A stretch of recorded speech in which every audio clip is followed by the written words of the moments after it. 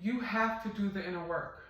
The reason why it's so important to do your inner work as far as shadow work or self-reflections, actually getting in touch with the parts of yourself that you don't reach out to often, because a lot of communication is non-verbal, which means that you may do things or say things a certain way, and people can pick up on what you mean or what you're thinking based off of that.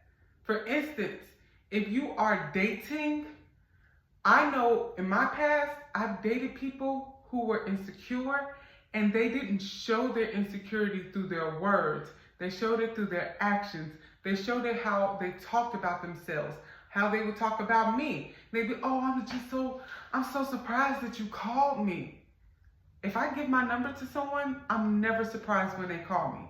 I'm actually like, what took so long? And the reason why is because I know how good I look. The reason why is because I know how amazing I am as a person, that my personality is funny and it's smart and I'm resourceful.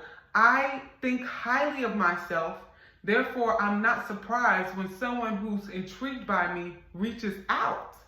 But there have been times where men have said things like, I'm surprised you text me back. I didn't think that you were going to reach out. That tells me that you don't think as highly of yourself as I do of myself.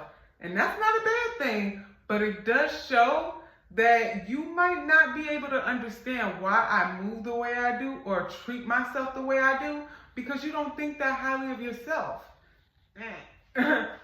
But that's just one thing. I was listening to this podcast, and there was this mentality coach who also does different businesses. And he said that someone came to him with a good business idea, and they were like, yeah, I think that this would be really good. And he's like, I think it's a great idea. Actually, I want to invest. I want to become a partner in this business.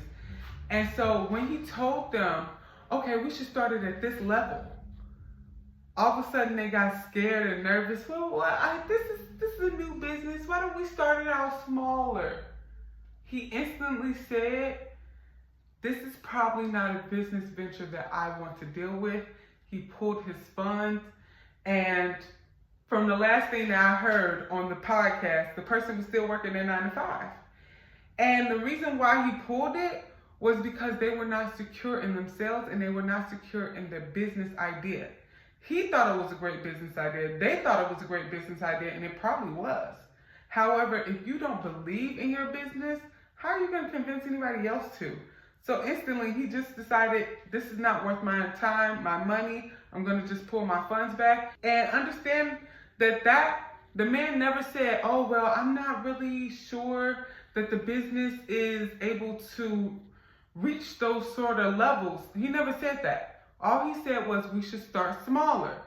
But by saying we should start smaller, he basically said, I'm not sure if the business can reach that level, showing his disbelief. So a lot of times, if you do the inner work, you can avoid people deciding not to be around you or be in a partnership with you, because you've done the work on your inside to have enough belief in yourself or to have enough belief in any ideas that come from you. It is so important, because a lot of times we will go through life thinking that we're exuding a certain energy or that we have a certain image about us. The reality is, if you are putting out a false image, 9 times out of 10, people who are actually observant are seeing through that false image, and they're realizing who you really are based off of your actions and the things that you don't say, or how you do say what you do say. So it's important to actually check in with yourself to see what kind of energy and what self-image am I actually putting out to the world and the people around me. That way, you can realize if it's anything you need to change, and you can work on it. Oftentimes, we want to be our best selves without going to the parts that we deem the worst. But in order to become your best self, you have to address where those bad traits came from. If you spend money like water, maybe it's because when you were younger, you were poor, and you just feel like, now that I have it, I'm going to spend money left and right. Understand, your best self is not spending money left and right because they've dealt with their childhood trauma. You have to do the same thing. This is imperative in order to become your best self and in order to attract people around you who will support your best self. I want y'all to have a fantastic day. Remember, it's up to you, no one else.